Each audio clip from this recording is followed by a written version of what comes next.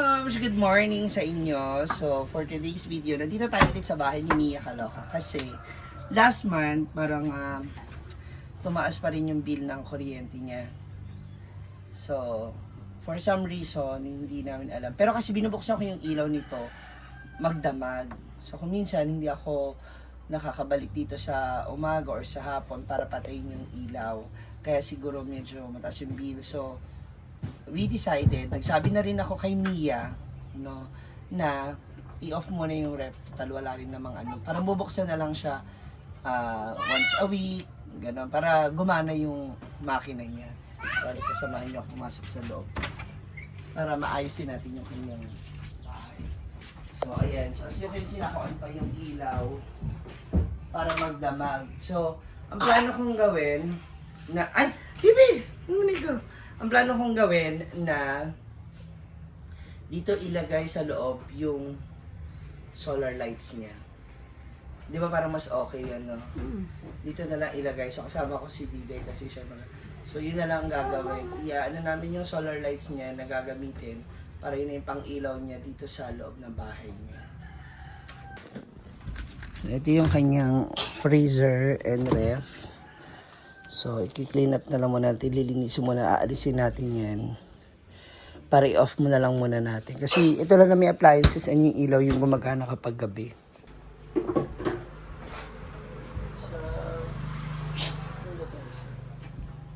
tanggalin muna natin yung saksakan. And, ayan, alis na natin.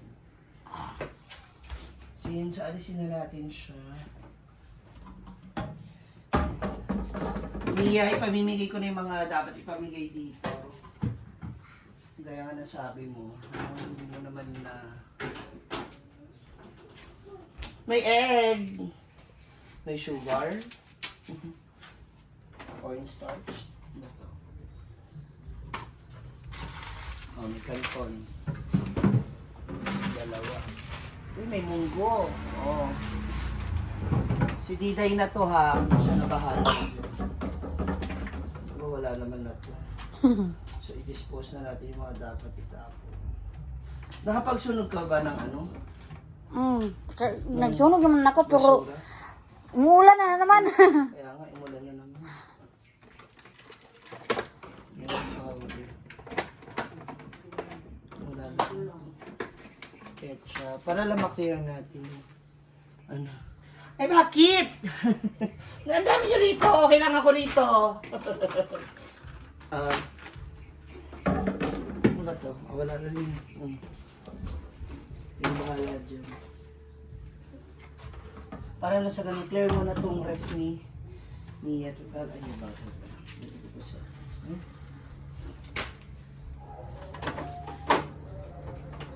Binigay ko na lang muna sa kanila, Mia, para at least medyo clear na yung rep mo. So, kasi yung kuryente niya, nung nakaraan,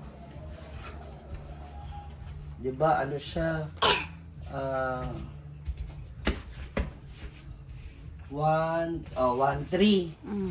Oh, 1,000 pa din. 1,000 pa din. Yung dagdag. Kasi sabi ko, kailangan i-off na lang yung ano. I-off na lang yung ref. Ay!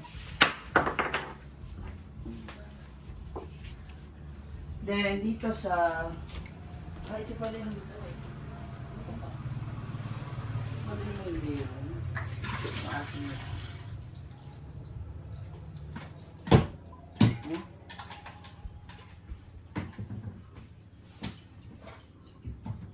Tapos, dito sa kanyang room, wala namang ano dito, wala namang mga outlet na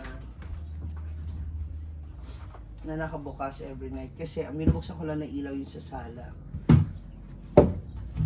Pero at least ito maayos. Naisaayos ba yung iba? Para nasa ganun yung ibang gamit.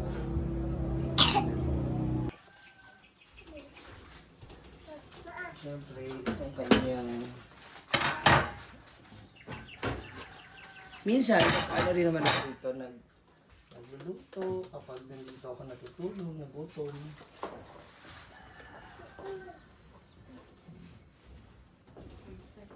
Nililisan lang din natin kasi para iwas na hindi siya kalawang.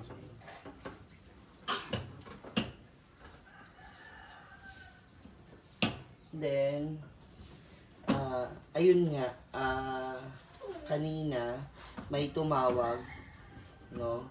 And interesado siya makita itong bahay ni Mia. And parang gusto yata niyang bilhin. So, binigay ko yung contact number ni Mia para silang dalawa na mag-usap.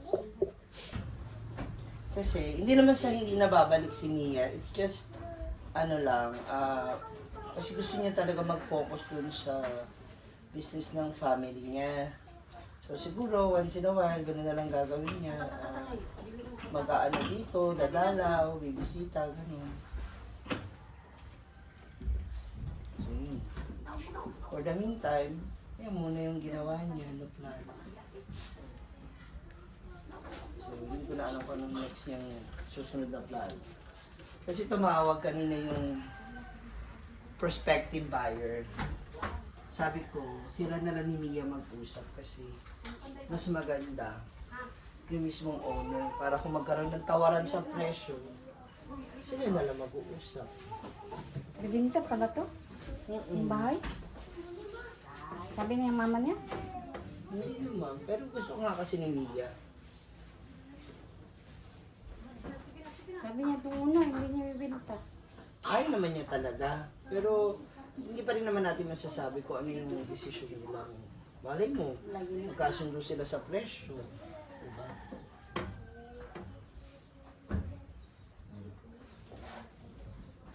Kompleto na to, kasama na raw yung mga gamit pag binenta niya. Ano sabi niya?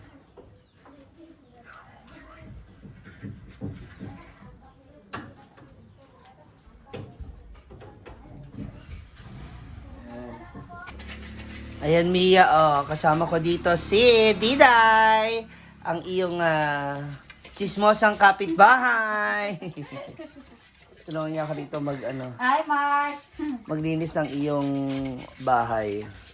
Relax ka lang dyan. Dito lang kami dalawa. Oo, relax ka lang daw kasi iisa-isahin namin yung mga gamit mo dito. Uy, akit bahay pala tayo.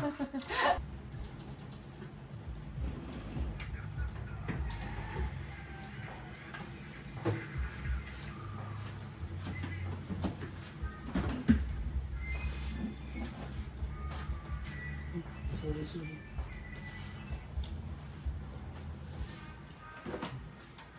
Wala na talaga dito. Maintenance ng linis. At least once a week para hindi ganun kaano.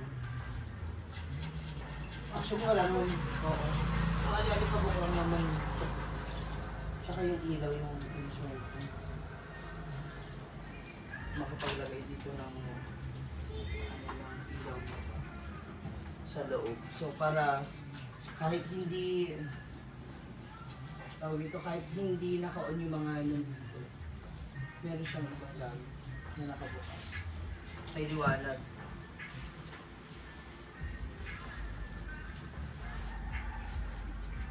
Dito ka lang minsan.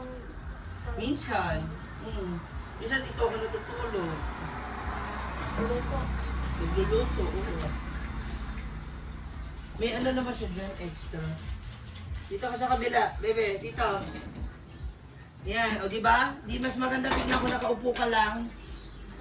Yung takbo ka ng takbo at pasaway ka ng pasaway sa nanay mo. Palagi yan, Mamsi. Na.